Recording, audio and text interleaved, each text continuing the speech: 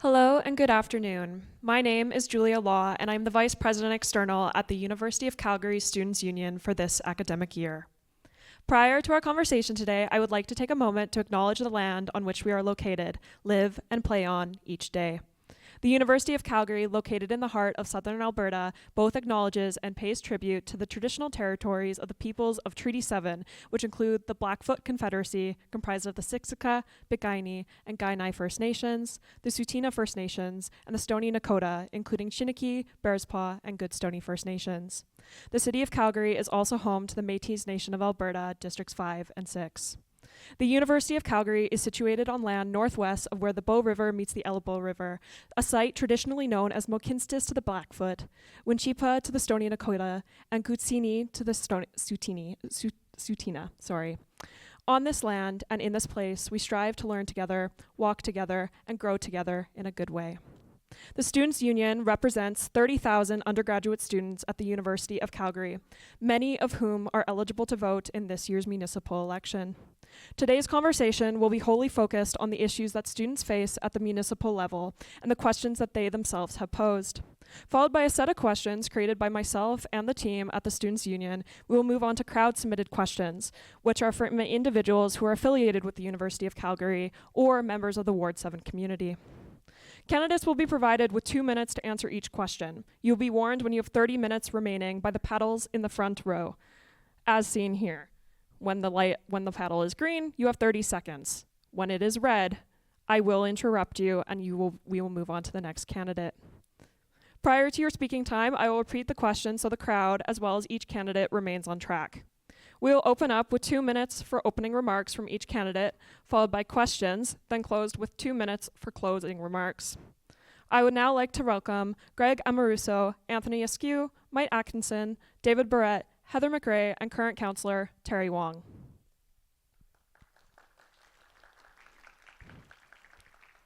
The way we will go is we'll start with Greg, move forward. Greg, you have 2 minutes for your opening remarks, and then we'll move down the line as such.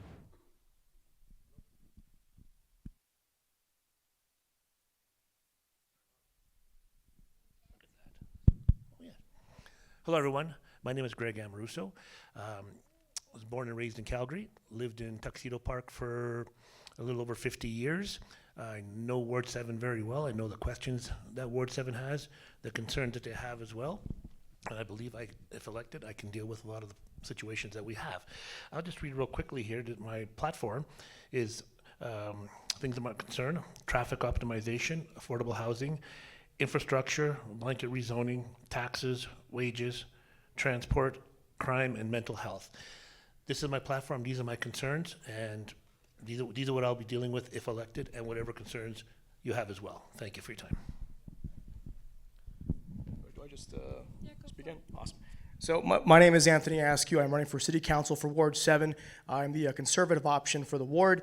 I want to just get back on focusing on the things that matter at the municipal level, which is infrastructure, roads, waste management, parks and rec, making sure our streets are clean and safe. I focus a lot on the homeless issue downtown. I want to make sure that we resolve that, lowering crime as well too, and making sure that we are not overtaxing you guys. You guys work hard enough, and year after year, we need to start doing more for you guys, and we're not doing that right now. I also want to fight for term limits. I don't think it's necessary to stay up there for too long. It's a bit much there. And I want to make sure that we're being transparent, right? It's why I'm against blanket rezoning, and it's why I'm fighting for you guys to have, better security and just a better, safer community for everyone involved. Thank you. Hi all, my name is Mike Atkinson, and I'm running as an independent progressive candidate in Ward 7. I'm running because I've been able to lead a great, beautiful life in this city. It really, for me, actually started here. I guess downstairs when CJSW was in the basement here. I found my people, I found my city within this city, and from that moment on, this city has become my forever city. It's a city where I've met incredible people. I see so much incredible passion and desire to make our city better, and I want to be a helping hand in making that change come to bear. Ward 7, the area that we're in here at the university, stretches down into downtown. It's all across sort of the north of the river here. We have very important inner city issues, and I think having strong local leadership that is focused on the issues of this ward is very important, and that is why I'm running as an independent candidate. I want to make sure that the issues of Ward 7 are brought to bear at City Council. Thank you. Geez, everyone's so quick and on time. This is great. Hi, everyone. It's great to see everybody out there. I'm excited to see people excited about politics, including in the front row some students and a little bit further back as well that are here because of the teacher's strike. But learning, living, experiential learning. My name is David Barrett, and I'm running as your independent choice for Ward 7 City Councillor in the upcoming municipal election. I've seen some of you folks here because my day job is here at the University of Calgary. I am a water researcher and I am a teacher. I am teaching the geography department. I research in the biological sciences department. Maybe I've taught a couple people in this room, and if so, I'm sorry.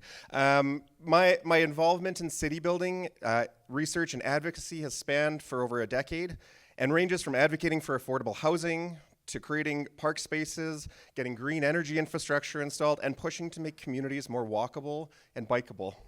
I know how City Hall works, and I know that we need an independent councillor for Ward 7 so that we can get the real change that we need and deserve. I'm the only one on the stage that has the background and experience to get change done, and I'm not beholden to any party leaders or backroom consultants. My work and experience has shown me that we face 3 fundamental challenges here in Ward 7. First, housing affordability. We need more housing options for families, seniors, and young people. I've seen the impacts of this spiraling lack of affordability firsthand here in the classroom with our next generation. Yes, I'm gonna speed up so I finish up here.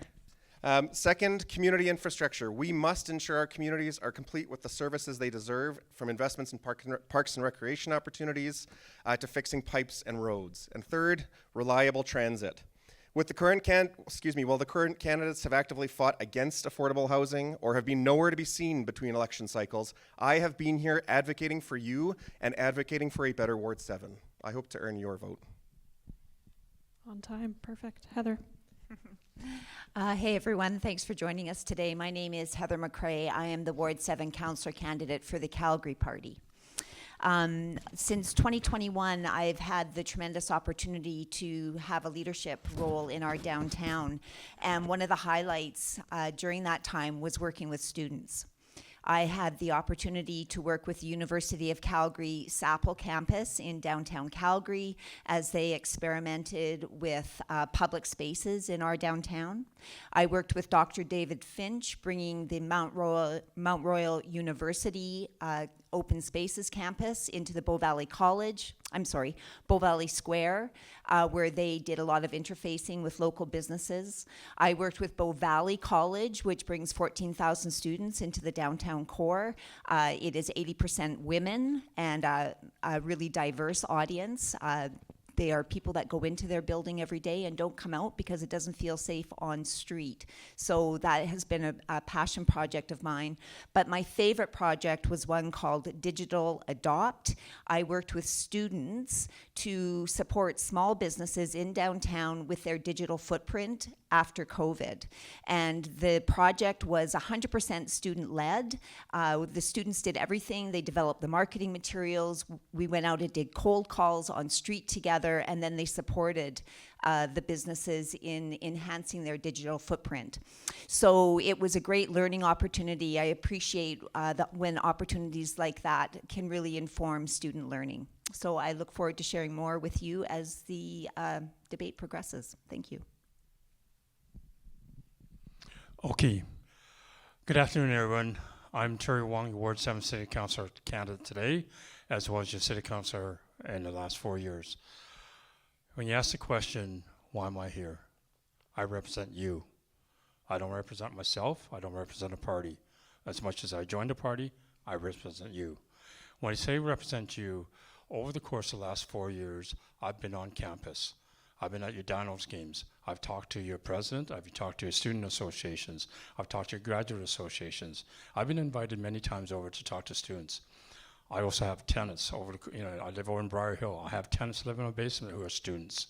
I hear from them every day the issues that you face, whether it be, in the university area, whether it be downtown, on the LRT stations. I see you, I hear you. The issues you are facing today are the things that I've been trying to address for you. When we talk about that, though, we need to talk about it in collaboration. We need to talk about it in teams and partnerships. We need to talk about that in forums like this and other forums outside. And that's what I promised 4 years ago, to listen and learn before I lead. It's not about ideology. It's about service. It's about infrastructure. It's about quality of life. This is stuff I do, not just for you as students, not just the teachers in the organization, everybody. This morning I met with 2 seniors groups. Yesterday, over the weekend, I had breakfast with 4 different senior long-term care facilities. At the end of the day, we're here to represent you. So we're gonna get in a lot of questions. Fire them at me. I'll tell you what we've done, the real story. Thank you. Thank you, candidates, for your for your opening remarks. We will now open up with 4 questions that were crafted by myself and the team at the Students' Union based off of things that we have noticed in the municipal landscape that students face.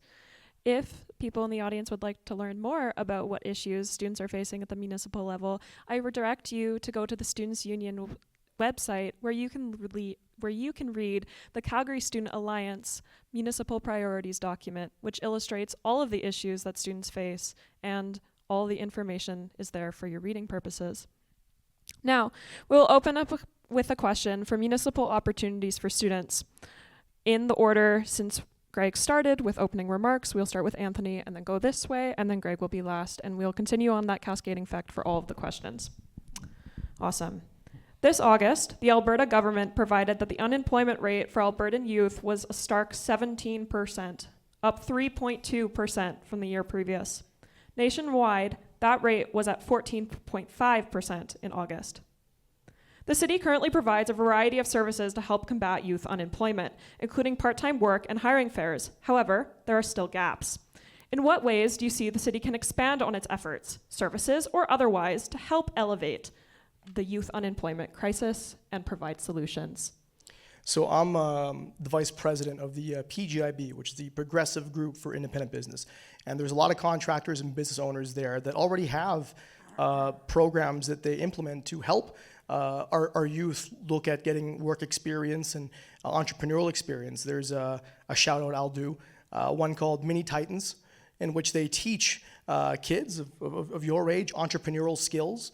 And I think we need to do more programs similar to that, where we can get involved in the communities, get involved in schools, and show kids the benefits of not just working and getting work experience, but also maybe even being an entrepreneur and running a business and getting those skills at a very early age. Because I think right now we don't do enough to promote our entrepreneurs, especially when they're young and they're still in school and they're figuring out what they want to do.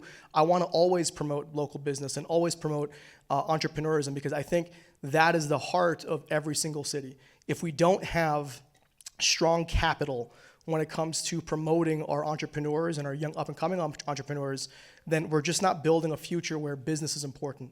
And we're not doing enough to support that economy. So we should have more programs enabled to target kids at school and then target kids after school activities to teach them entrepreneurial skills and get them work experience too at a fairly early age, so they can kind of see what the lay of the land is going to be like when they get older. So I'm always in favor of any sort of social programs and social activities that we can do to get kids more involved with business. Yeah, when I was at CGSW, we had the Canada Summer Jobs Program, which was like a federal program. We had the Summer Temporary Employment Program, which was a provincial program. These programs have disappeared. There have been minor comebacks in terms of other programs, but they're nowhere near the scales of what we saw in terms of summer employment programs, just even like 10 years ago, right? These programs have gone away, and these were critical ways for young people to gain experience. They were for people up to 30 years old, so this is largely students who are attending post-secondary universities, being able to get some actual employment in their related field in a small way, and in a way that a lot of not-for-profits and a lot of local organizations could actually tap into this money and provide real on-the-ground work. We would actually double our staffing numbers over the summer period with all the different folks that we were hiring at CGSW. It was an incredible program and very, very important to the benefit of the station, but obviously on the other side, the benefit to the folks who are gaining that experience. The municipal government obviously does not have the coffers and to the same degree as the provincial and federal governments, but we also have a lot of opportunities to bring folks in different ways. We're starting to see more employment with things like even attendees in our parks. We've got these new washroom attendees that we've got around.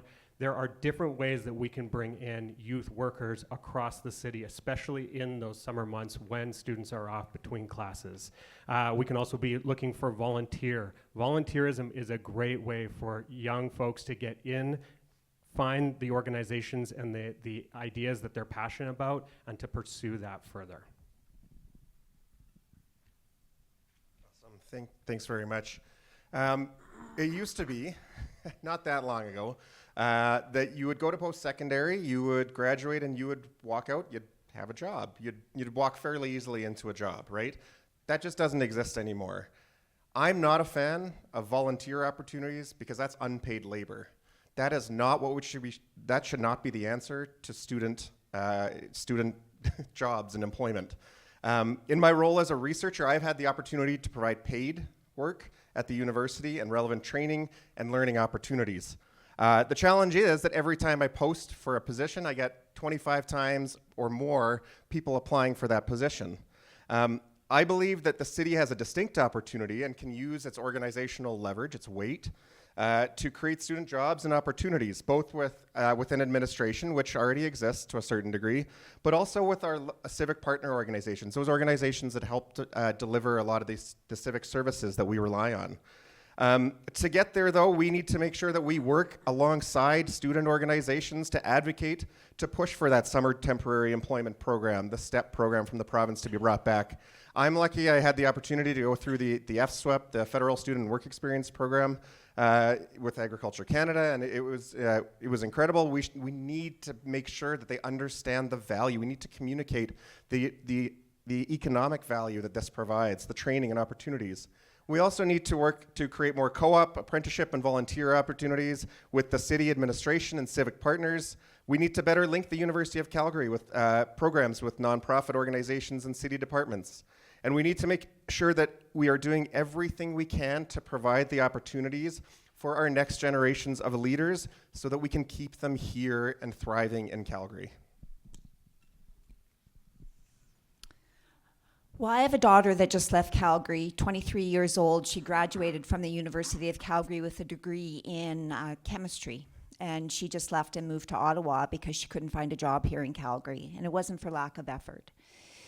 Council's responsibility is to ensure that Calgary is a thriving place to attract new businesses. And that will only be accomplished when we address the affordability crisis that we're in right now when it comes to housing, when we address the incredible deficit we have in public transportation, so that young people, so that employers will feel that they can come to Calgary, they can bring existing employees, but they can attract additional employees because it's a great place to live, work, and thrive. So we need to address some of the issues that are facing our city right now so that we will have a sustainable economic opportunities for students, not temporary summer programs, but real opportunities in real industry in a changing world.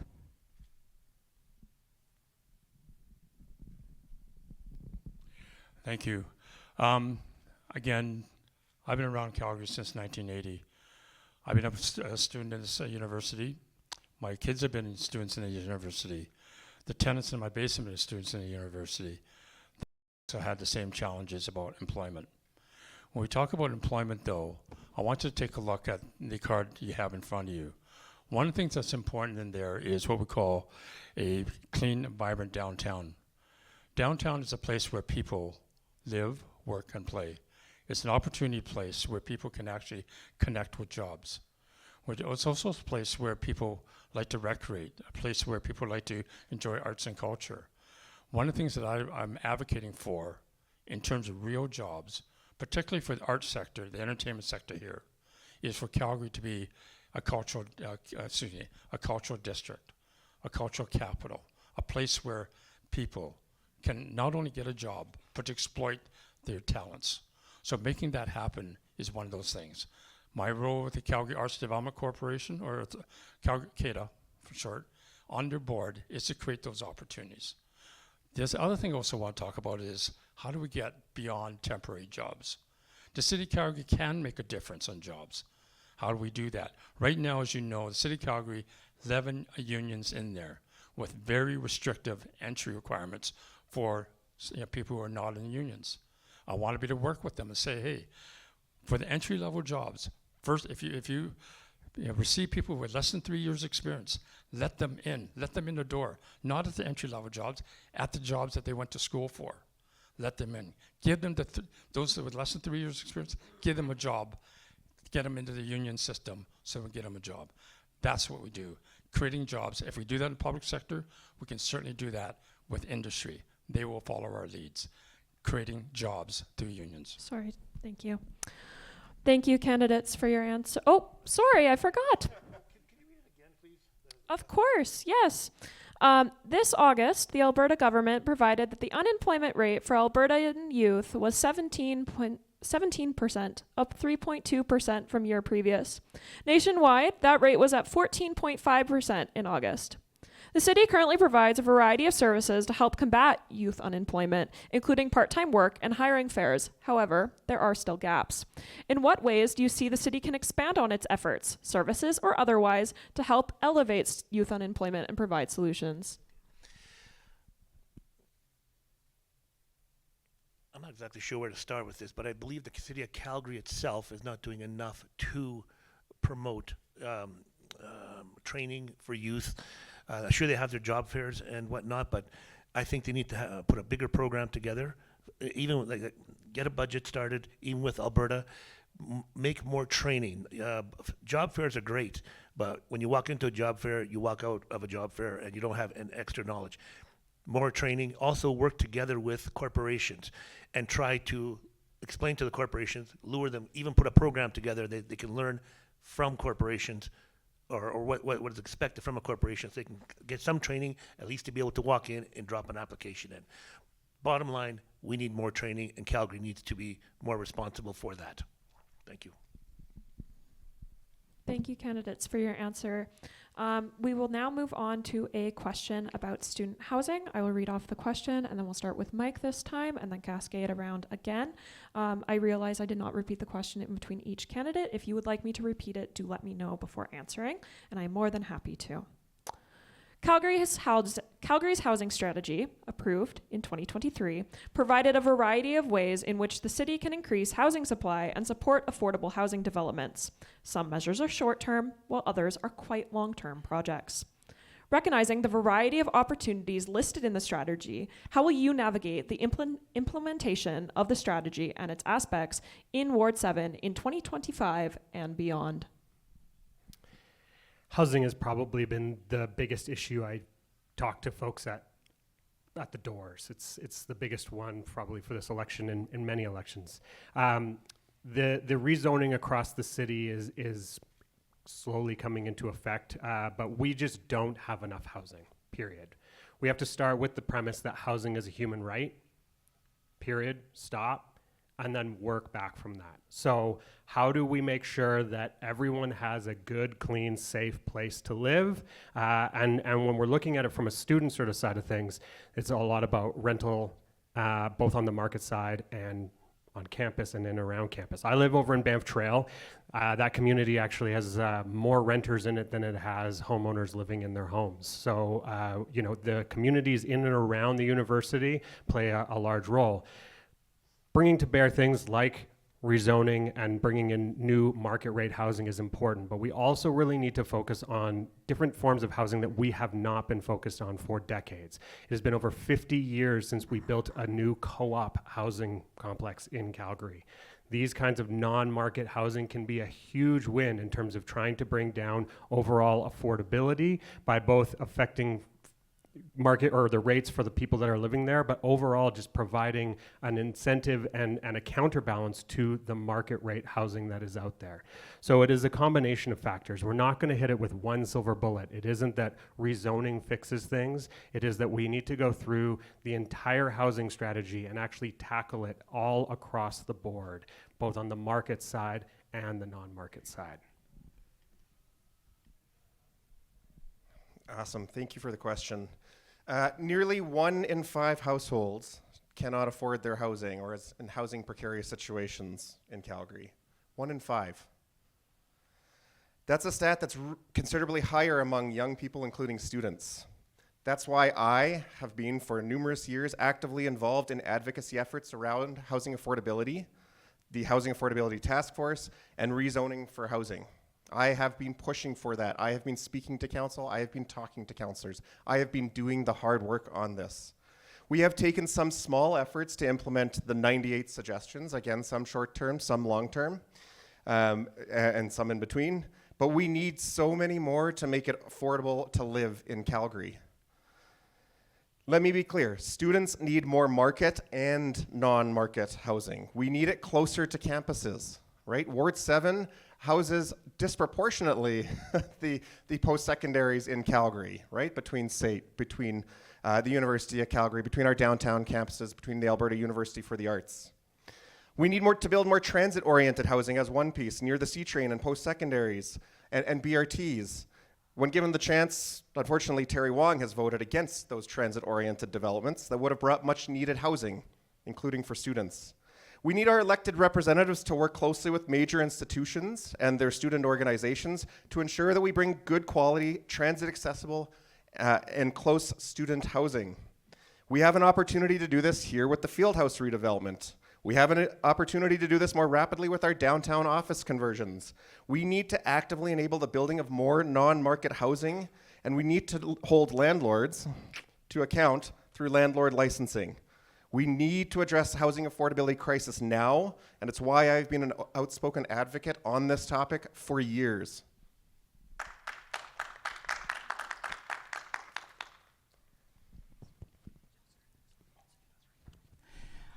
Housing affordability is certainly a hot topic of conversation, and I'm very sorry for students that are struggling in the situation.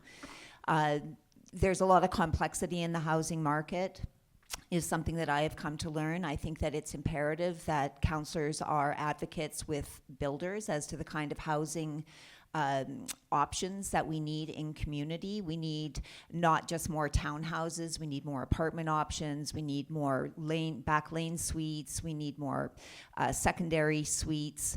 It is going to take many different initiatives to address the housing need. I would love to see more housing starts for students in downtown Calgary.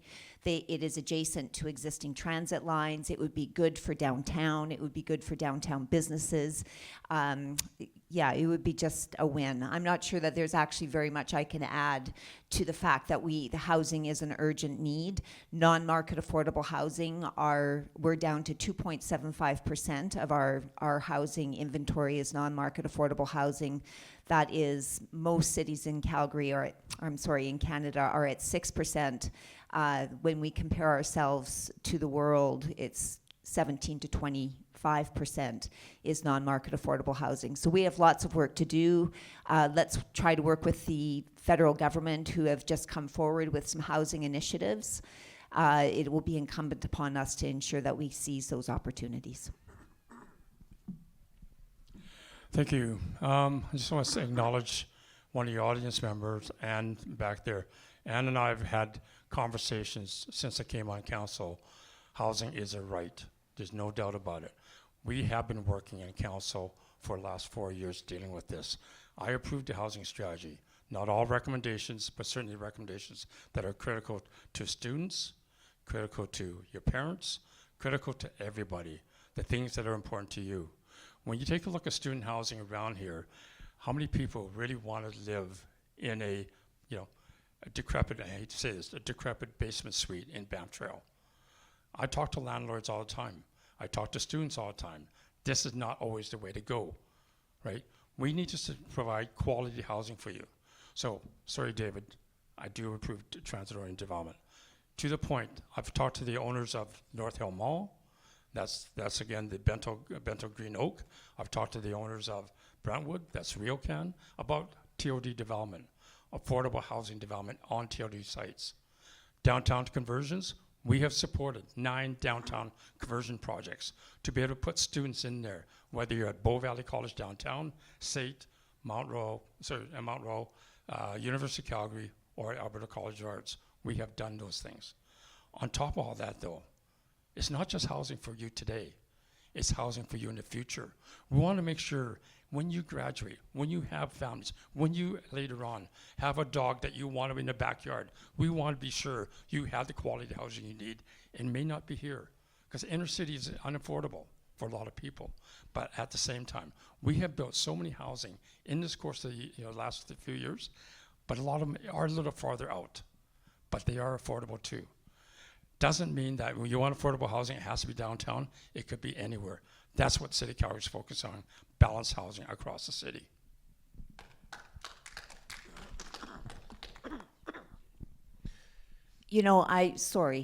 I just want to Sorry, say Heather. that it would be really great to allow rebuttals, because to have people speak mistruths to a group of people who Sorry. might not know the Sorry, facts Heather. is absolutely egregious. Sorry. In the interest of time, we have not allotted a section for rebuttal. We'll move on to Greg. Okay, things are getting spicy around here. I like that. Okay, myself, I don't approve of the rezoning. I don't approve myself of money going from commercial downtown buildings to create housing, because you can't afford it. It's as simple as that. You can build 10,000 units, but if you can't move into them, you waste. It's a waste. I've said this before and I'll say it again. Calgary needs to get into their own real estate. They have the land, they need to build, and they need to build affordable housing. Calgary keeps waiting for somebody else to build and then say, hey, lower your prices so people can live in there. No, build it yourself. You can control it. I can't think of anything else but just build it instead of talking about it, and let people rent. And then Calgary can say, hey, we can lower our own prices. Don't ask a builder after they build to lower their prices. They're not going to.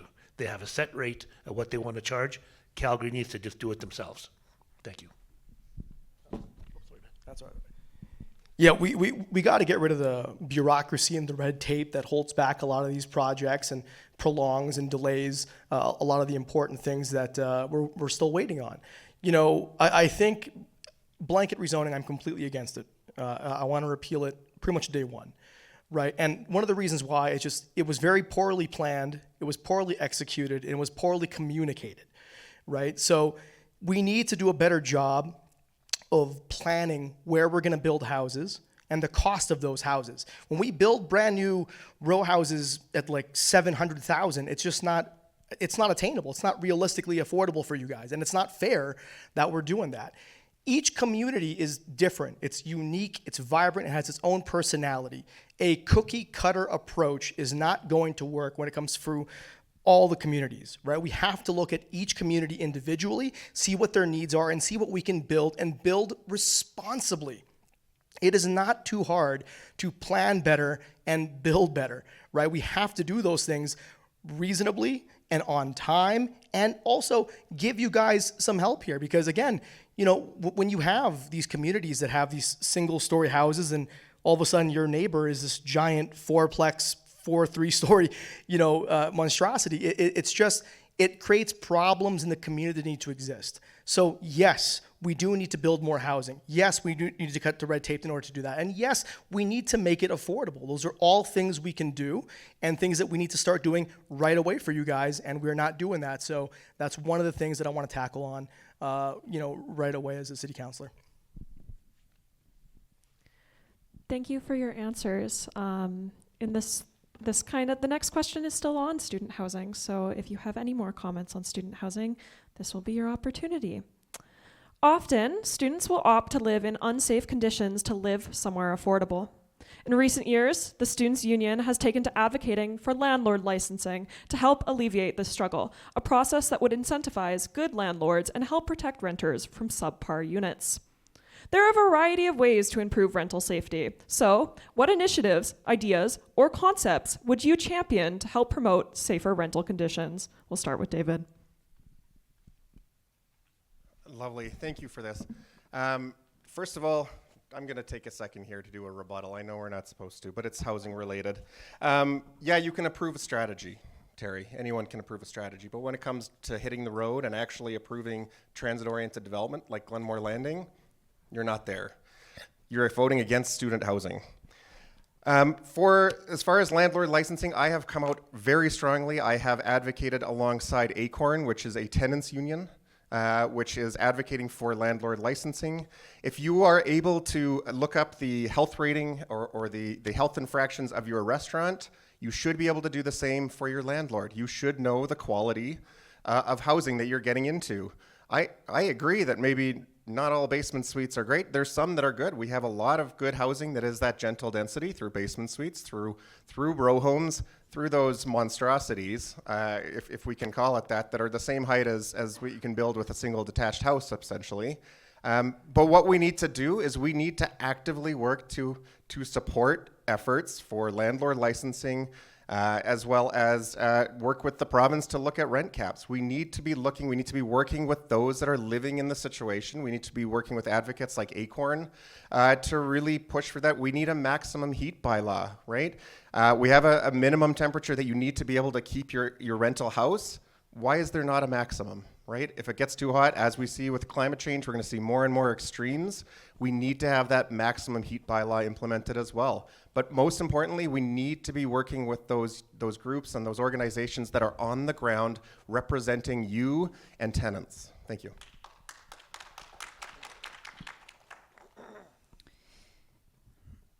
The regulatory environment around rentals isn't an easy one for a council to tackle on its own, and it will definitely require buy-in from the provincial government. So it's really a mission imperative that we have a council that can effectively negotiate with the provincial government. And as running as part of the Calgary Party, I would just like to say that we have a mayoral candidate, Brian Thiessen, who would be a game changer in negotiating with the provincial government. And I think that that's going to be mission imperative. I think that the quality of rentals will be higher when we have more inventory. So we have got to ensure that we are enabling the market to meet the demand. And I'm sorry, Terry, but voting no to an affordable housing project in Bowness is not supporting housing development in our city. And students and seniors and families all have a right to live in our inner city, where they can live more responsibly, with a smaller footprint.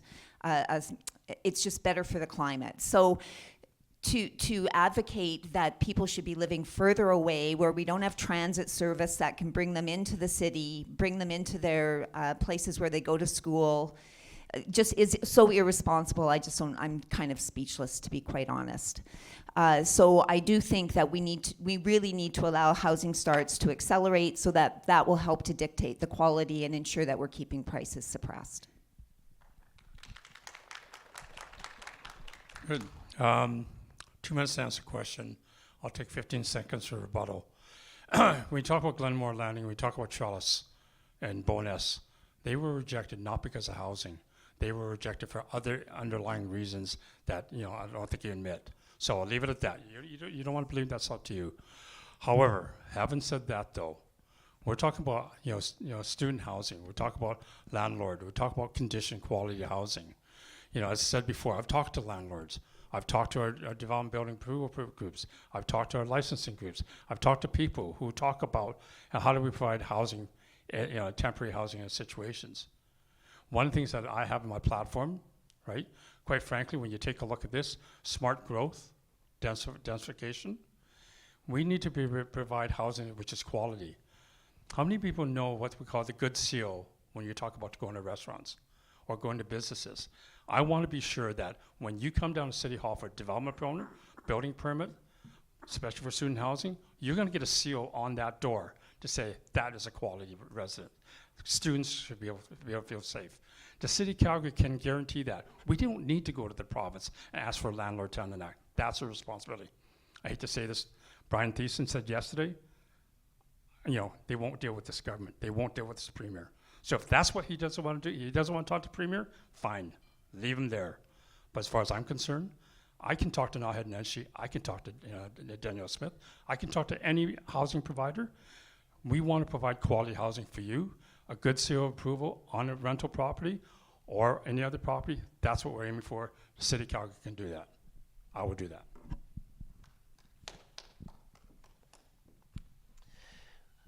I'm kind of hoping I'm on the right path on this one. I was kind of waiting for this question.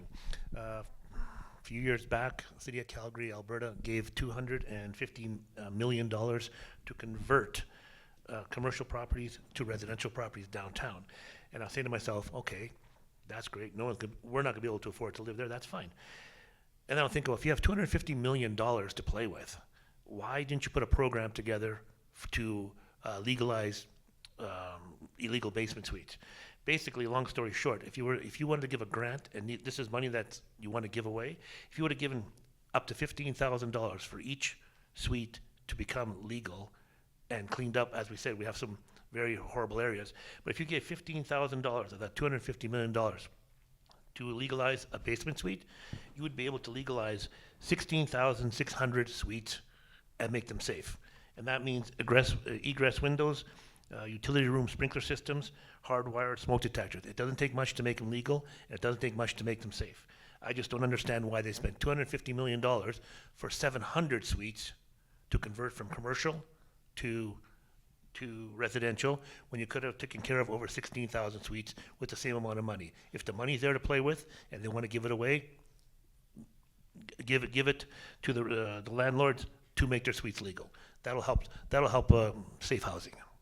And also too, again going back to what I was saying, Calgary needs to build their own projects. They can control the rent, and they can keep the rent low because they're Calgary owned. Thank you. Yeah, so I mean, Terry, towards what you said, like students and people, like they don't need a seal of approval that this place is awesome. They need to afford the place, and Heather, if you were a conservative, I'd drop out of the race and I'd vote for you. I like your fight. I'm gonna be honest. A lot of these just stem from we got to do more, man. Like we have to leverage and cooperate. Our relationship with the federal government to get the proper funding or to do these projects, especially on our own. We should actually do that. We should cut the bureaucracy and the red tape and just make these projects available, get them started right away, control the rates so we're not overcharging you guys, and we should build in places that are responsible and effective especially for students. There are lots of places by train stations where we can easily build housing there, and it would make total sense because it's by transit. Right? And by the way, one of the other things that I've been proposing to do for my campaign on help with housing and transit is to give free transit to students. I believe you guys have already made quite the commitment with your debt, and I want to make sure that we give something back to you, and that we're also encouraging more people to use our public transit. So to help out with housing and transit for students, that's something that I would like to do. And yeah, I'd love to cut the red tape. Use proper funding from our federal partners there and get projects done right away as soon as possible for you guys. So landlord licensing really is about the conditions in which people are living, and often the people who are most, living in poverty, those most vulnerable to sort of economic impacts, right? The conditions that some renters are living in is squeezed both because we have some landlords who are just trying to exploit the system and maximize the profits that come out of it. And that gets worsened when you actually just have corporations who are buying up buildings, running buildings, and And literally, their mandate as a corporation is to maximize profits. When you look at studies across the board, rentals that take place in secondary suites and basement suites are actually usually more affordable. The folks are more taken care of. There's more of a relationship that's built between the landlord and the tenant, and you don't see the same kinds of conditions as you see en masse with corporate housing.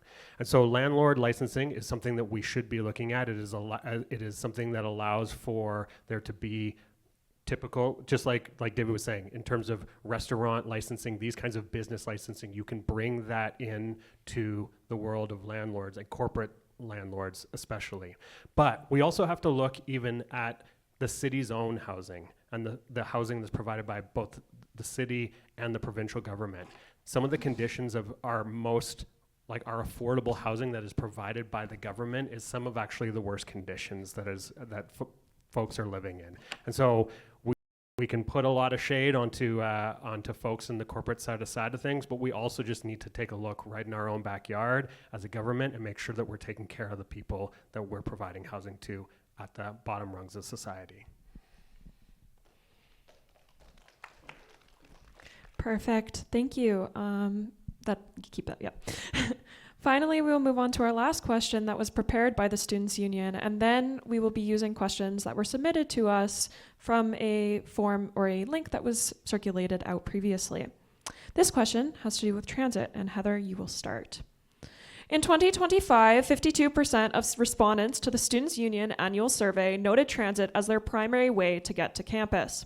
However, many opt for alternative commute methods due to unreliability of service, a lack of bus or train presence in their neighborhood, or the general sense of unsafety on transit. What will you do to work towards more reliable, frequent, and safe transit for all Calgarians?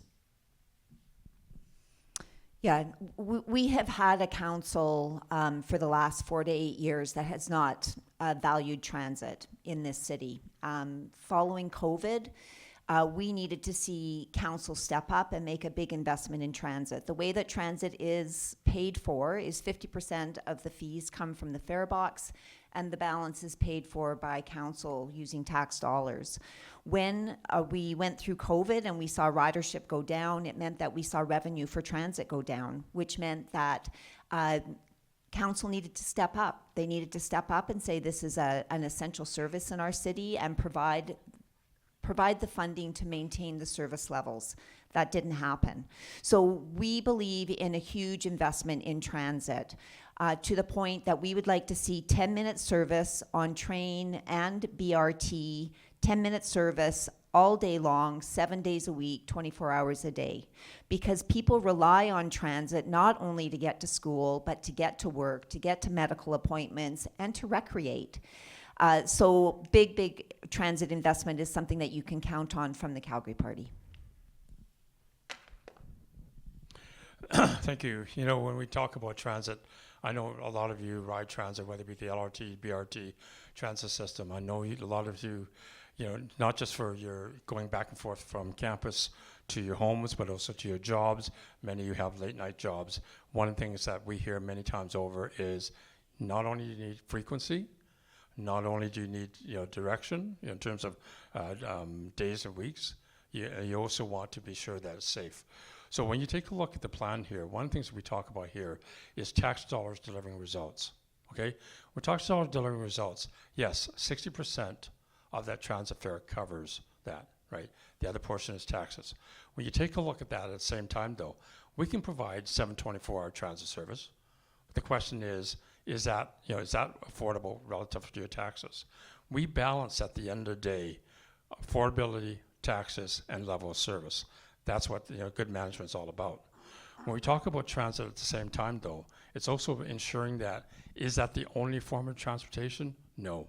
I know a lot of you ride your bicycles. I know Dave rides his bicycle every day. We want to be sure that you have safe places to ride your bicycles. You want to be sure you have safe places to lock up your bicycles, especially if you're going to go from bicycle to transit and vice versa, right? We want to be sure those things are in place.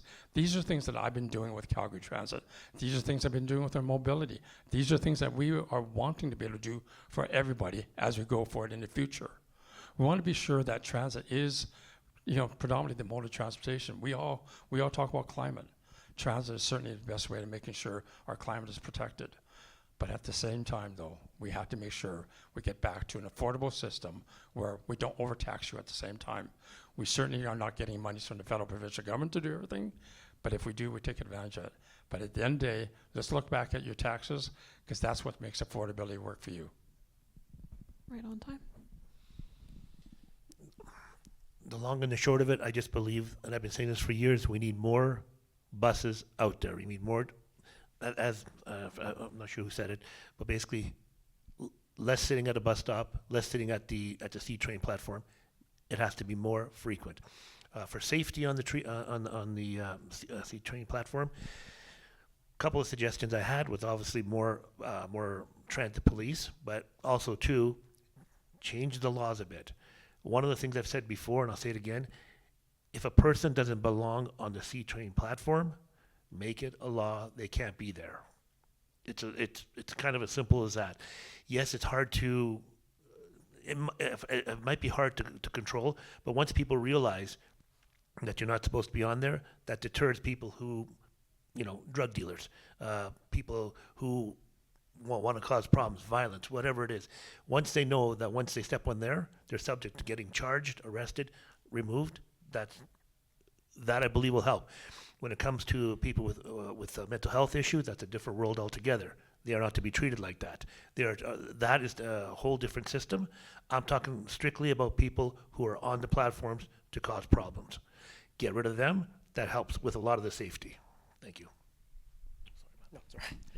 Yeah, it's all good. It's all good. We need to do more for our transit, because I think our transit, and here's one of the things that I've always said, and a couple people have already mentioned too, we have to be very cognizant and aware of what peak hours are in terms of high volume usage for our buses, for our train stations there, and we have to have enough frequency to accommodate the people that are in demand and in need of those buses, right? So we need to have buses and shuttle buses available, especially at peak hours. We need to have a bit more running in our train stations there. I'm not a big proponent of 24 hours for public transit, just because we cannot guarantee the safety right now.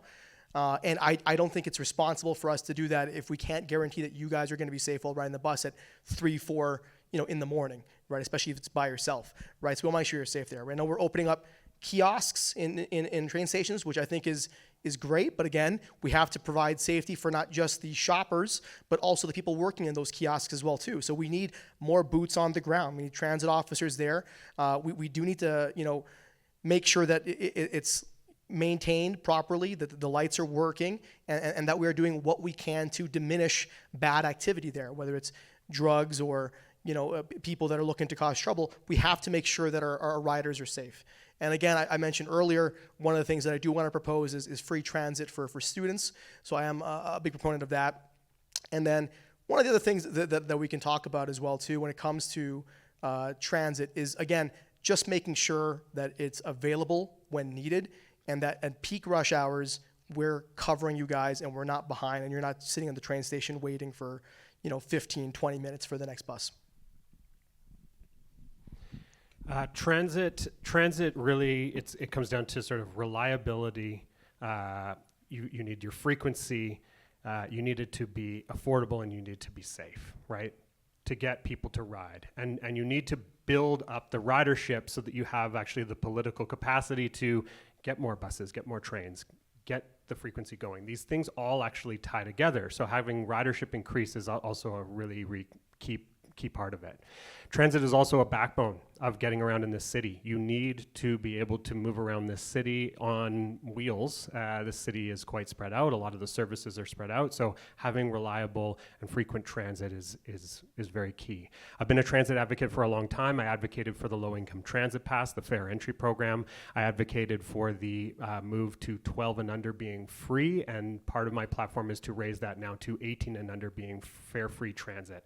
I think it helps it to make more affordable for families. Students should not have to pay to ride the bus to get to school, and this will help with getting more ridership and more advocacy towards building up the frequency and reliability that we need on transit.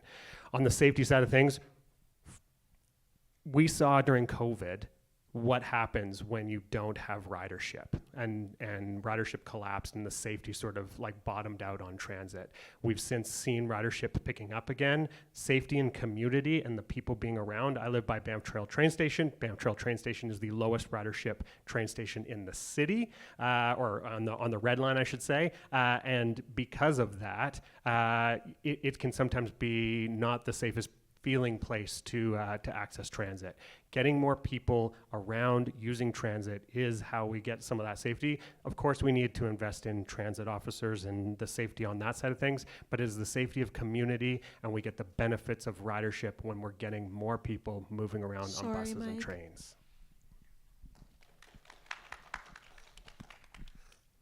Okay, I'm gonna switch into lecture mode for a second here. I know a few people are like shying away. How many took transit to get to campus today? Look at that. There we go. How many would take it more frequently if it was more reliable and could get you where you needed to go quickly? There we go. All right. How many of you have been frustrated with transit at some point because it hasn't shown up, or it's left you out in the cold hanging onto your groceries when it's minus 20 because it's full? This is huge, right? We need to make a system that works for the people that are riding it. We are a rapidly growing city, and we have said frequently that we want more affordable and more reliable, frequent, and comprehensive transit. But when it comes down to budget time, council has unfortunately abdicated. They've walked away from funding the city's own plan, the Route Ahead plan. They've actively not supported investing in transit. Instead, they've gone and subsidized the Calgary Flame owners, which really needed the handout. We need someone who's going to push for better transit, not just by saying it's going to be free, but we need to improve the network. If we don't have a reliable and frequent network, it doesn't matter what the cost is. That we need to make it so that it works to get you where you need to go, and then we can start addressing the fare piece. I do agree that we need to switch from a fare recovery model to view transit as a tax subsidized service. That is what it is. It should not be viewed as a fare recovery model. But we also need to invest in infrastructure, right? We need queue jumps, we need transit advanced signals, we need the improvements to make it more reliable. We need to run our transit system 24 hours a day. I think there's almost a consensus across the board here that's great, so that when you're studying late or doing your second shift, you don't have to drive or Uber, it's more affordable. Calgary is a major city, and it's time that we start investing in transit like major cities should. Thank you. That concludes all of the questions that the Students' Union has made. However, the following questions have been submitted by citizens of Calgary, such as yourselves in the audience today. We will open up with a question that might get a little bit spicy. A large topic of this election has been blanket rezoning, but there hasn't been a lot of conversation beyond it, just for candidates who are against it. What specific issues, if any, do you have with RCG zoning? And if you do not have any issues, how do you want to see it further developed if elected? We will start with Terry. Thank you. Again, when we talk to people, one of the fundamental things that I've said when I came on council in 2021, listen, learn before you lead. Understand the will of the people, whether it be their property owners, whether it be residents, whether it be renters, whether it be investors. Listen to what they say. We had a 4-week public hearing process. We listened. Unfortunately, we didn't lead the way people wanted to get to. If you want government to trust you, we need to follow what you say. Having said that, though, it doesn't dismiss that housing is not important. We approved a housing strategy. We approved certain strategies in the housing strategy. Blanket rezoning was a shotgun approach to providing what people thought was affordable housing. Certainly, creating more housing supply, more choice in our inner city area was a virtue of that, and I don't dispute that. But when you get down to, was it affordable? Anybody who is an economics student at the university will know. Real estate in a free market environment, there's cost that goes into it. Land costs, construction building costs, which is highly suspect to inflation, financing, but also profit motivation. Those are the elements that go into construction of costs. Those things we can't control as government. The other thing that goes in affordability is your capacity to pay. We don't pay people well enough to be able to get into the marketplace. So the only thing the city can do is take care of the things we can control. Our processes, be it more efficient, take care of fees, permit fees, make them less costly, right? Maybe distribute some of that cost around the tax base. Those are the things that we could do when it comes to affordability. But once again, we talk about housing, smart Sorry, growth Terry. is the way to go. Thank you. Sorry. Thank you. I've been against blanket rezoning since they brought it up. That is not necessary. If you look around the city, you'll see, and I've talked to people who are building these apartments and whatnot. There are literally thousands and thousands of units being built in apartments. If the complaint is we need to have people in places, I understand. Rezoning, completely wrong. You're destroying neighborhoods, especially when you build a complex near a school, and there's no parking. You build a 16-plex in the area of a school, that's 16 more cars that are going to be driving around. And also, you're bringing the value of other properties down. Blanket rezoning only benefits the builders. I mean, they have a job to do, that's fine. But again, it should have been only no more than a duplex. And of course, if you want basement suite in there, that's fine too. But to build a 16-plex, like my father, who still lives in Tuxedo Park, keeps phoning me and yelling at me, saying they're building a 14-plex across the street from him. I'm like, well, okay, I can't do anything at this point in time but yell. But if elected, of course, I will push to have all that stopped. It has to stop. There is enough places being built, that enough apartments being built. If that's the excuse that they're using, we need to build more places. And also, too, they're not affordable. We go back to the affordable housing. Build all you want. If you can't afford to live in there, it's a waste. Thank you. I've probably knocked on thousands and thousands of doors at this point during my campaign, and the top two complaints that I get about blanket rezoning, number one, they didn't listen to us. Every single community, that is the prominent saying with each community, they did not listen to us. Number two, they didn't even talk to us. And that's the most disappointing part. There are whole communities that felt like they weren't even addressed and talked to when these projects were greenlit and are being built there, and they felt that their voices weren't heard, and that's not fair. You have communities and people that have lived in these communities for 20, 30, 40 plus years, and all of a sudden they're being forced out because the lay of the land is completely different now with these big plexes and houses and everything, and it's just not right. You need to communicate to the people that live in those communities what is going to be built. You need to be transparent with the building plans, and you should seek to get their approval. I'm not saying they're all going to give it to you. There's always going to be people that are going to be against it, but you need to offer them something in return, some sort of amenity, whether that's a grocery store, a daycare center built into these places, some sort of business that can actually benefit the community. You have to offer them something, bring something to the table so they're not feeling A, left out, and B, feeling like they're unheard of. Because those are the two complaints that I get every single time blanket rezoning pops up. They didn't listen to us, or even worse than that, they just never consulted us.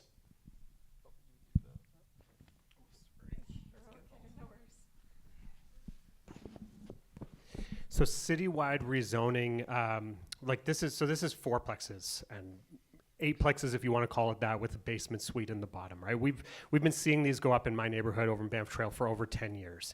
94% of the time, this form factor has been voted through when brought to council. 94% of the time before citywide rezoning, which came in just this past year.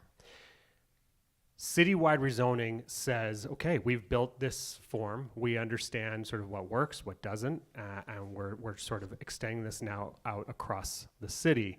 The problem is that actually the way we've been building it in the areas in which we've approved it for the last little while has only been in inner city. So it's this fourplex on an inner city lot.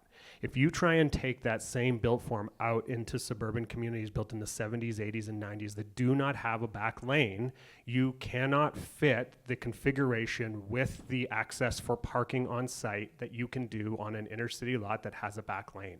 So the rules actually, we call it citywide, we call it blanket rezoning, but you're never actually going to see it. Yes, someone could go out into these communities and build something of lower density, but it actually does not apply in the same way. And so since citywide rezoning came on, we are just seeing more of this kind of housing being built faster in the inner city, and that is making a lot of people push back. There are a lot of people who do not feel like this has been fairly applied across the city, and it is the responsibility of the entire city, and we have an opportunity in these areas that were built low density to actually fix decades of mismanagement and decisions that were made improperly about how we built our city through citywide rezoning. The thing is to fix the rules within it so that they apply across all communities in Calgary, not just those in the inner city. I appreciate that you warned us it was going to be spicy. No, I appreciate that.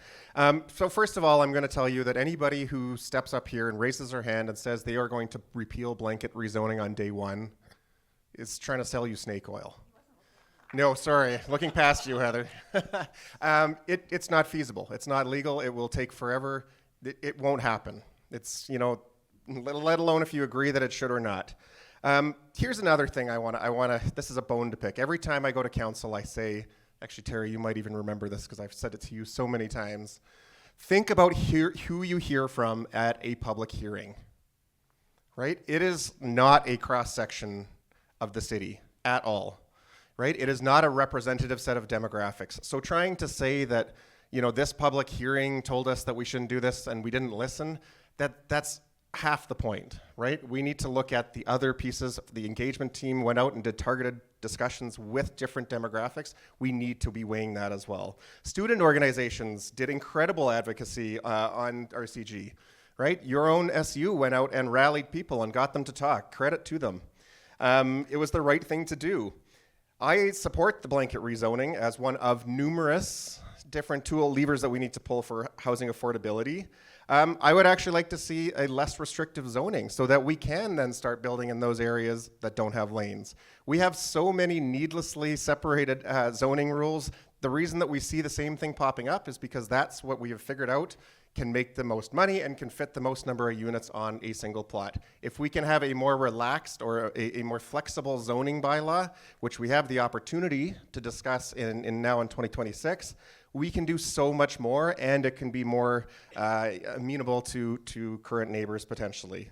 At the end of the day, I care more about housing people than cars, and we need to make... Sorry, David. Sorry. Your turn, Heather. There can be absolutely no doubt that our city did a very poor job talking about rezoning, introducing rezoning in community. And it's been further politicized by council members who have just wanted to sort of light a torch under some pretty heated conversations. But I'm going to ask you, what kind of communities do you want to live in? Because I want to live in communities that are thriving. I want to live in communities when I go out to walk my dogs every day, I can say hi to the people that are walking their dogs across the street. I want good businesses. I want robust infrastructure. And unfortunately, we have seen an erosion of our populations in our inner city communities that have put all of these things at threat. If you look at the community of Kensington, and if you love Kensington shops, then please understand that Kensington has only very recently reached the critical density that it needs to support those businesses in that community. And that's why they used to rely on people driving into the community. That's why they protected parking. But you know what? They're not protecting parking anymore. Now we have got patios that are being extended into the street. That's because we have reached the critical density that we need to support those businesses. So if you want thriving communities, if you want more neighbors, which I do, then you'll say yes to rezoning and you'll work with the next council to ensure that we do a better job introducing it and integrating a new development into established communities. Lovely, thank you. That was our first audience technically submitted question. For this next question, we'll follow, instead of cascade effect, we'll do a snake. So we'll start with Terry, then David, then we'll go to Anthony, then we'll go to Greg, then Mike, and then Heather. Does that make sense? Yes, we're skipping. Just to change it up a little. This is hopefully a little bit more of a less spicy question. However, given the prominence of the University of Calgary in Ward 7, what positives do you think the Academy provides to the Ward 7 community, and even the entire city as a whole? Terry, you can start. Heather, you have to pass him the microphone. Sorry, can you just repeat that question one more time? Thank you. Of course. Given the prominence of the University of Calgary in Ward 7, what positives do you believe the Academy provides to Ward 7 community and even the entire city as a whole? Thank you. You know, when you take a look at the students out here today, you are our future. You're the people who will, make Calgary, whether it be an entrepreneurial, an innovative city, you're the people who will make Calgary the must-visit destination for people around the world. The University of Calgary is one of the hallmarks of what Calgary is all about. You take a look at great cities around the world, universities, academia, the products of these universities are what make us world class. When you take a look at the University of Calgary, the things that we've done in kinesiology as an example, the things that we've done in health sciences as an example, the things we've done in, you may not like the notion of our petroleum industry as an example. They have put Calgary on a map where people want to be here, to come to learn, to come to work, to be able to create investments. The University of Calgary is one of those, again, great places to be. Having said that, though, what does the municipal government do for you? The municipal government and myself have worked with, our president here. I've worked with your vice president of government relations. I've had opportunities to speak with your deans of the different faculties about what it takes to make it a great place for learning and education, what it makes to create a great place to share all your opportunities. When you take a look at that, again, take a look at this platform. It's about collaboration. It's about creating a great academia, a great learning place, but also a great place to create entrepreneurs, innovation, and a great city. Thank you. David. I'm going to have to disclose too. Again, I work at the university, so I will sing its praises in certain ways and provide some criticisms as well. But I agree, Terry, that we do have some great students and faculty here that are doing amazing things at the university, and alumni, of course. Here at the University of Calgary, we're training the next generation of leaders. That's you guys are sitting here. That's the ones that are in class, the ones that are down in Mac Hall, the ones that are on the SU. Those are the folks that are the next generation of leaders. We have so many opportunities in this surrounding area, and the linkages between municipal government and the university are huge. You look at University District, right? It's a university-developed area, missing affordable housing or student housing, which we can dive into why if we have, if we go down to the den afterwards. But they have the ability to shape the land around it. The research corridor as well, which is across the street, the Petrocan building, that research area has the opportunity to transform areas. That's obviously not in Ward 7, but it's still proximal, right? The University of Calgary is investing in human capital. We're creating the knowledge ecosystem. We're creating the people, again, that are going to bring those big companies, keep them here, right? They're the ones that are going to be invested in nonprofits, running nonprofits and deeply involved in addressing poverty and addressing the healthcare crisis that we're also facing. Alongside that, the university can bring vibrancy and energy to downtown. We've seen that with the SAPL work. We've seen that with the downtown campus. We've seen that with the office conversions going on as well. We also have the opportunity with change. We have the Fieldhouse development, right? Again, the university owns a huge amount of that, about half of McMahon Stadium. We have the opportunity to really build that so that it works for community and for students. Right on time, Anthony. Thank you. And can you repeat the question one more time? Of course. Let me just flip back Yeah. to it. One moment. Given the prominence of the University of Calgary in Ward 7, what positives do you believe the Academy provides to the Ward 7 community and even the entire city as a whole? I mean, you guys do a lot of tremendous work here. A lot of the students do a lot of volunteer work, a lot of social programs that give a boon and a benefit to the inner cities. And I don't think you guys get enough credit for that. I look at some of the programs you have here in the school, like from all the different clubs to the radio station, the CJSW, right? All of these things are really, really robust, and it's impressive to see that grow. When I was in school a long time ago, I didn't have half of these things available. We didn't have the capacity to do a lot of that stuff. So it's cool seeing that here, and it's important that we continue to support that and grow that, and you don't stop, because at the end of the day, you guys are the future leaders of this city, and we are going to look up to the direction that you guys take us in terms of economics, in terms of culture, in terms of community. You guys are going to grow businesses. You guys are going to start businesses. You guys are going to grow families, and they're going to start, and so forth and so forth. And that stems here in one of the most important places in any city, which is the university, which is the battleground for ideas. This is where you share ideas. This is where you learn from each other, and this is where you express opinions and learn more about yourself, about your community, about your city, about your history, and just about what you want to do to contribute to that, right? So I think the work that's already been done, the programs already been offered are quite impressive and robust, and I think it does have a very big benefit to not just the students here, but to a lot of the people outside that receive benefits to their hard work and to their contributions for volunteering. Who does it go to? I don't know. Greg. Okay, unfortunately for me, I never went to university. I don't, and I'll be honest, I don't know a lot of the programs that are here. I just know from what I hear, from what people talk about. But I do know the University of Calgary has a great reputation throughout Canada. I know a lot of people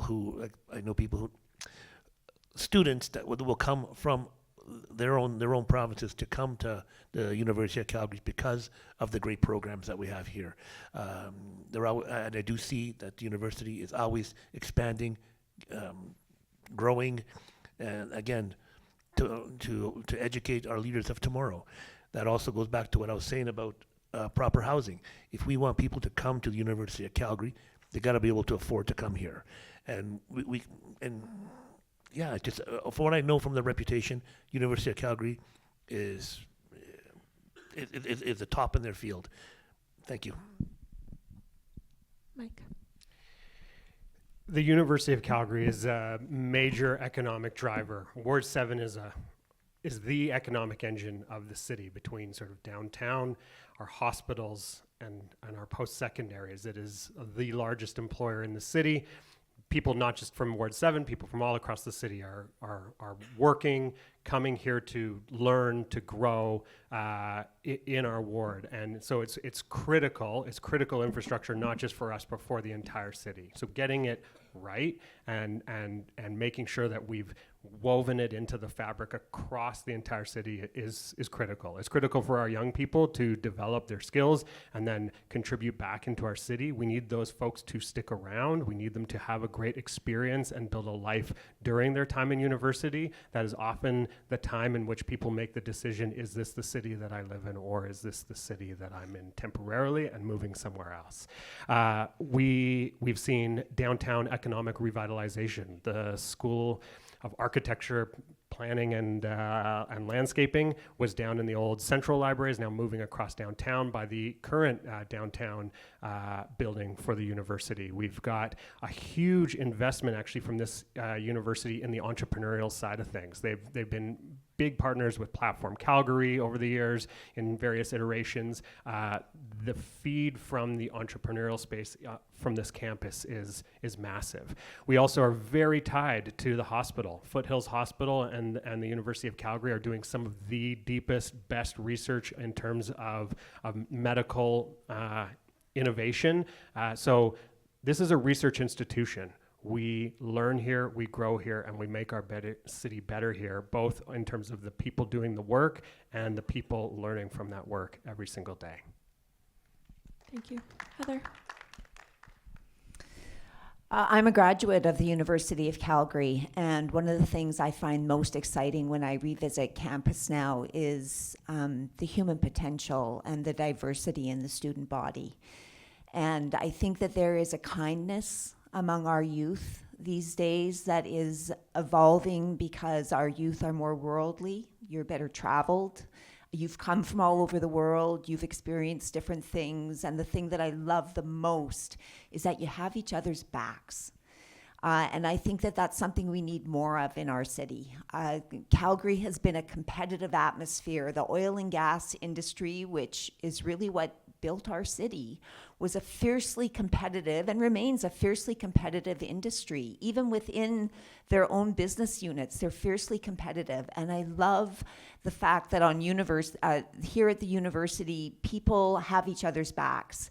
And I think that there's a really strong message in that for all of us, that we need to have one another's backs, that we need to grow together as a community, and that we'll all be richer for it. Thank you. We will now move on to our last question, which is once again an audience / citizen submitted question. This person asks, Ward 7 is a fairly big ward stretching from here to East Village, and they often ask about what there actually is to do culturally in the area, and they are pointed typically to downtown. However, this person is looking for more things to do closer to the university. What things would you recommend to do around campus, or would you look to start doing around here to build stronger senses of community outside of the downtown core? We'll do an opposite snake, starting with Greg, then going Mike, then going Heather, Terry, David, Anthony. Sorry, just read that again. I'll just read the final part of it. Yes. Sorry, guys. What things would you recommend to do around campus, or would you like to start doing around here to build a stronger sense of community outside of the downtown core? I'll be honest, I don't have an answer for you. One thing about me, if I don't have an answer, I'm just going to tell you, I'm just not going to make it up.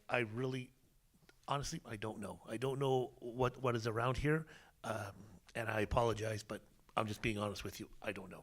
Thank you. Thank you for your honesty. Mike? Yeah, we've seen a real lack of investment in Ward 7 in amenities. Vekova just across the way, my kids all learned to swim there and it just closed. It's tragic. It's tragic for the accessible community. It's tragic for people who want a nice warm pool to just go and swim and recreate. That now joins the YMCA downtown, the Beltline pool. We're seeing inner city infrastructure drop away. We need to be investing. If we have more people moving here, we need to make sure that the amenities and the things to do are not making us drive out to the suburbs to do them. So that is recreation, that is arts. There is also green spaces, taking care of our green spaces, taking care of our natural spaces to make sure that we have places to walk our dogs, to meet with friends, to just go and enjoy nature in a busy hubbub of inner city life. Youth programming, critical. This is our libraries, right? Spaces that anyone can come to. This is places where I really fell in love with this city by going to punk rock shows down at the Multicultural Center, which is not there anymore, right? But we can use these kinds of spaces that are maybe there temporarily. Maybe they are abandoned spaces that the city currently owns, vacant spaces. We can activate these in low-cost ways. We can hand them over to youth programmers to create places across our ward that are cheap to activate. They bring vibrancy into our communities and they distribute them across the ward. It's these kinds of creative, innovative solutions that we can bring. And we should celebrate. There's good things happening here, but we also need to invest. Thank you. Heather. I think one of the strongest arguments for having more diversity in housing mix in Ward 7 is that when you have communities that grow up and they only have a certain strata of the population that's living in them, and I'm going to suggest that as families have grown up, we have more seniors that are living in our communities, and so it robs us of certain opportunities to reinvest in community, and that's the biggest thing I think that we need for Ward 7. We won't get that diversity of programming until we get that diversity of people living in community again. So I'm going to go back and say we need to really double down on housing opportunities so that we can have more people in community, so that U of C isn't just a commuter campus where people are coming from all over the city. It'd be great to have more students that are living adjacent to the university so that it can be a more thriving place for us to live, work, shop, play, learn, so many things. Terry. Thank you. You know, when you walk across this campus today, you look at the diversity of ethnicity, diversity of culture, diversity of the people who are either born and raised here or have come from other parts. When you take a look at that, you need to celebrate that Calgary is the third most diverse city across Canada. Having said that, though, there's a lot also that can be done. Ward 7 is the home of 4 post-secondary universities: U of C, SAIT, Alberta College of Art, as well as Bow Valley College. You take a look at that. There's a lot of opportunity, talent that can be cross-fertilized across the different academic sides. At the same time, when you take a look at my platform, one of the things in my platform we also talk about is listening, learning, walking amongst the people, walking amongst the community, asking them what is that you want for the community. And take a look at that as well. One of the other things I said early in the platform, I want to make Ward 7 the cultural capital, where we can do lots of things, whether it be arts and culture, whether it be Indigenous, whether it be the different sort of ethnicities and demonstration of that. I'll take a look at what we did in Chinatown as an example in the Chinese community. We've extended not just demonstration in Chinatown, we've gone to MRU. We've taken over Bella Theatre to be able to make that a place of cultural performance. We can do that at the Rosa Center here. We can do a lot of that kind of stuff. My recent conversation with Tsuut'ina Nation as they go through election for a new chief, we've had the same conversation with them as well. What can we do to bring the Indigenous culture, not just in downtown, but across campuses? These are the things that we are doing in consultation and collaboration. These things that I am doing for you and with our community. I want strong communities. I want a strong university. I want strong academia. But most importantly, I want to be able to serve you in that cultural, diverse way. Thank you. Sorry. Awesome. David. Thanks. This one hits close to home for me. I was a community advocate, the president of a community association, and pretty much every role, because anyone who's been involved in a community association knows that you stick your hand up for one and you end up serving on 3 or 4 different roles. So trying to talk about how we grow and how we build better communities and more diverse communities is definitely close to my heart. We've done a great thing with investing in big scale infrastructure for arts and culture, right? We've got the new Workland Center that's going in. We've got huge investments in that, but what we haven't seen is the same investment in our grassroots arts and culture scene here in Calgary. We need to start making spaces available for these grassroots organizations, artists. We need there's artist space that's always at risk of being lost because of gentrification. We need to make sure that we are making those spaces available. And one of the ways that I think we can do that, how many people have gone to their local community association building, know where it is at least, right? They're usually right in the middle of communities, and they're usually sitting vacant, I would say probably, depending on which one, about 70% of the time. The rest of the time, they're hosting some programming, rentals, that kind of thing. But we have an opportunity. We don't need to look for abandoned buildings. We have a huge stock within our community association buildings that the city, it's their city assets. we can leverage that better. The city can rent them out, provide programming and supports. We need to activate those spaces more effectively. We also have a huge opportunity in the neighborhood with the Fieldhouse development, redevelopment area. It's going on in different stages, but we have the opportunity to really build a very bustling and exciting neighborhood. And we've seen some of what can happen with the university district as well. But key to this, again, is affordability, right? We need to make sure that it's affordable to live, to get around. Sorry, David. That's all right. You were waiting for it. Is it me? Yes, it is. Yeah, I mean, Parks and Rec is one of our municipal duties that we oversee as a city council, right? So I want to make sure that we're protecting our parks, where we're not tearing them down needlessly, and that we're investing in them. We're making sure that they're clean. If we can build a playground or update a playground, that we're doing that. We want to make sure that we have community centers for people to feel a sense of community. We want to support programs or local events that communities may host and share, and make sure that we're promoting that, and we're trying to create that environment where that's encouraged, because I don't think we do enough of that.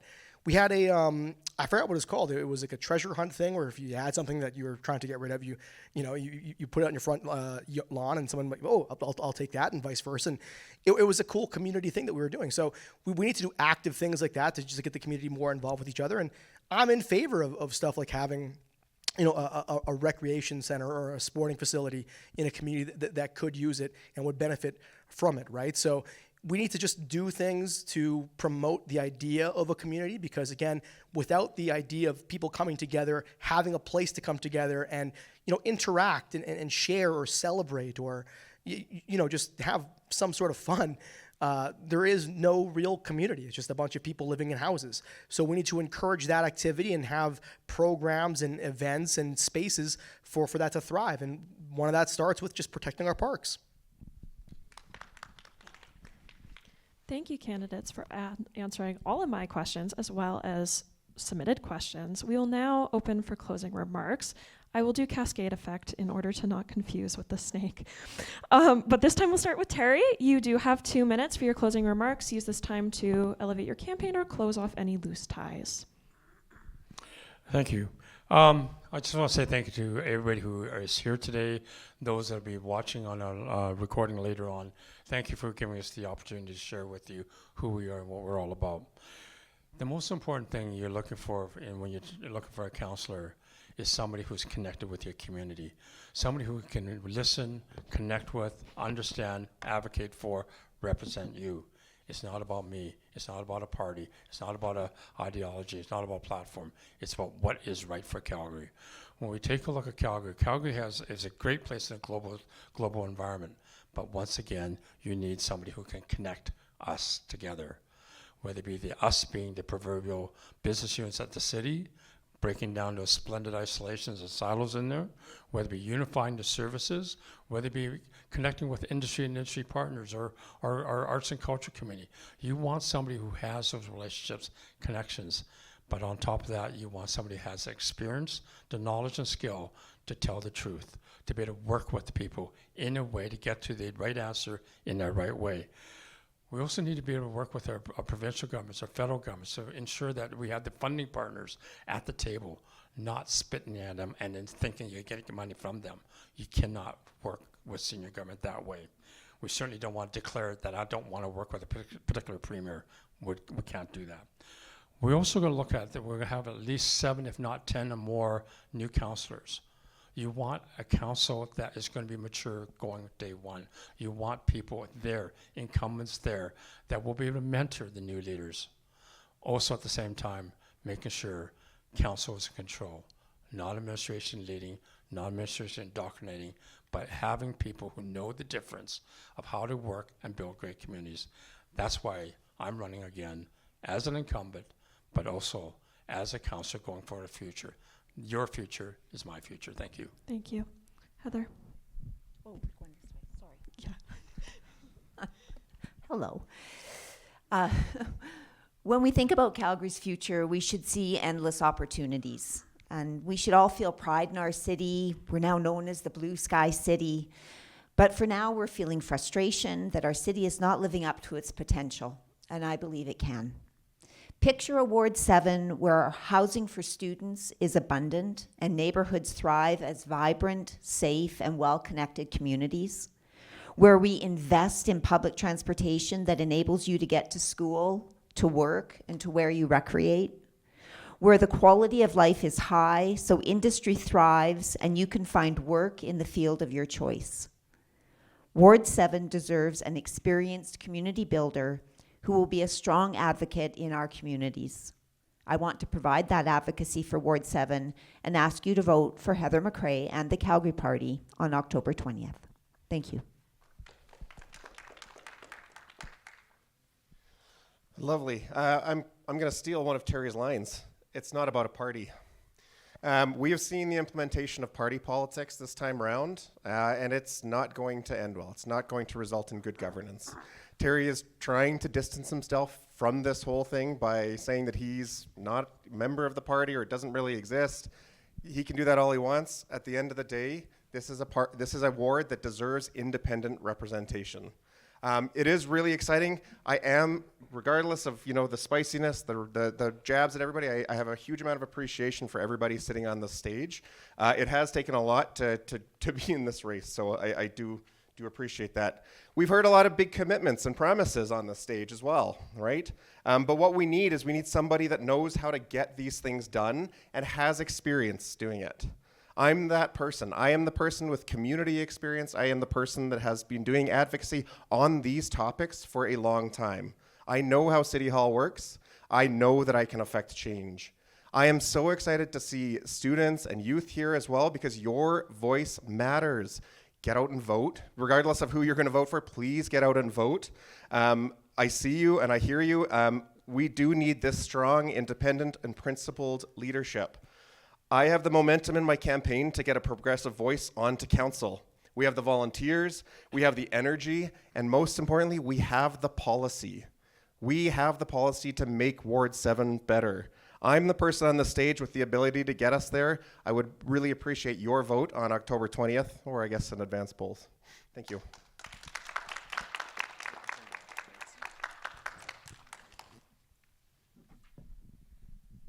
Great. Yeah, my name is Mike Atkinson. I'm running as your local independent progressive councillor in this Ward 7 election. I really strongly believe that local representation matters, especially for our inner city wards. We have different issues than a lot of the suburban wards that touch the edge of the city. We are dealing with a different set of issues, and by having local representation that is actually tapping into the needs of the communities that we have here, which are different than those on the surrounding suburban communities, it is critical to how we make sure we have a voice at City Council and we are having strong representation there.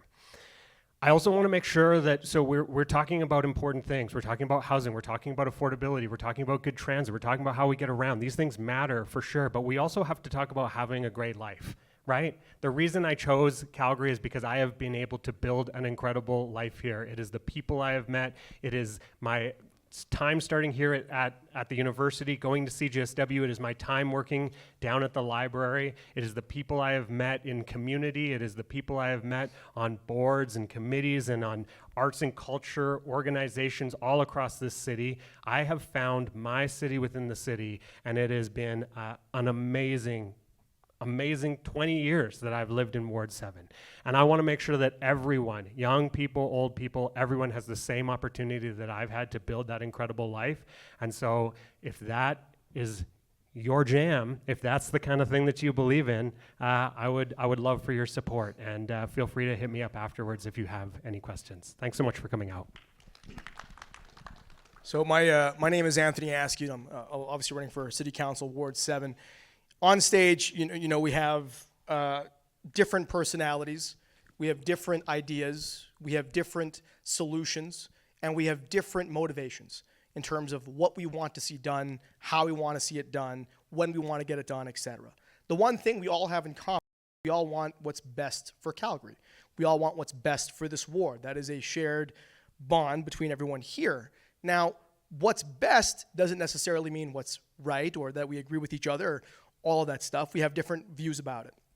I call myself the conservative choice for Ward 7 because I believe in conservative values, I believe in conservative leadership, and that's what I'm representing. I am going to be against blanket rezoning. I'm going to be against the climate emergency. I'm going to be against doing things outside of our municipal purview. I'm not here to overstep my bounds. I'm here to stay within the realm of my duties as a city councilor. And I'm here to make sure that we are held accountable for what we do, that we are transparent with what we do, and that we are meeting our goals and our promises are kept. So I want to make sure that you guys are, educated with all of the ideas that we have here, and that you guys choose the one that you feel is best for yourself, for your community, and for your families. Like I said, it's a difference of opinions and philosophies, but at the end of the day, we want what's best for the city. We want what's best for this ward. We have different ways of doing it, and I hope that when you guys vote, you pick the one that you feel is going to be the best and most meaningful for you, for your community, and your family. Thank you. Hello. Again, my name is Greg Amoruso. Just a little bit of background. This is my second time running. What I will be pushing for, if elected, is affordable housing, transit, as we've talked about before. Those are two very important things for me. Also, too, I just want to read you a little something here, too. On my flyer, I've written in, when it comes to council decisions, my opinion doesn't matter. I will do what the voters instruct me to do as it needs to be done. Also, what I've put down is many decisions are made by less than 1% of the people, and the remaining 99% of the people are rarely heard. I wish to be your voice of the 99%, which will benefit the majority of Calgarians and not just the favored few. You will be heard. What I mean by that is, as you can probably tell, I'm not much of a talker, but my strength is I listen. City Council, over the many years, have always said, oh, we're listening. No, you're not. Especially with blanket rezoning. 85% said don't do it, but you did it anyway. That's a fight that I will be fighting for. I don't have an opinion. You tell me what needs to be done. If it's feasible, I'll make it happen. If it's not feasible, I'll let you know right away. That is my strength. Again, I don't believe in the talk a lot stuff and whatnot. That's great for everybody else. I'm just a worker.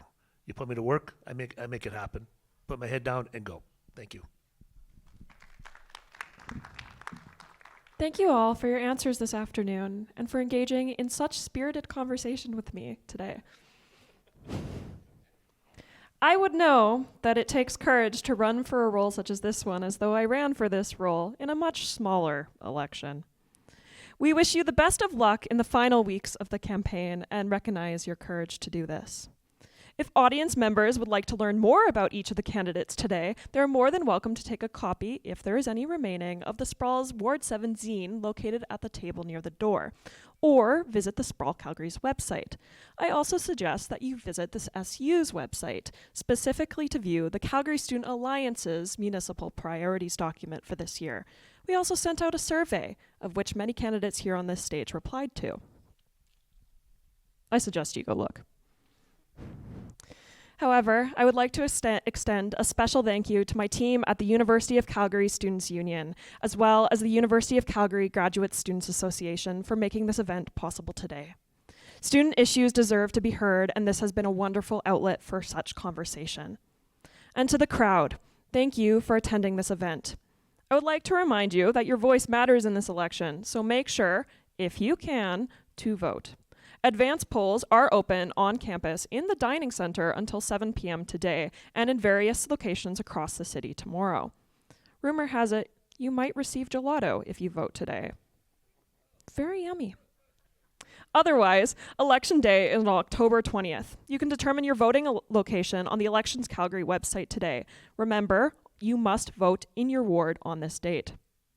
Thank you again for attending, and we hope to see you at future events, and I hope that I can work with whoever is elected today in my role as Vice President External, and I thank you all for attending. Cheers.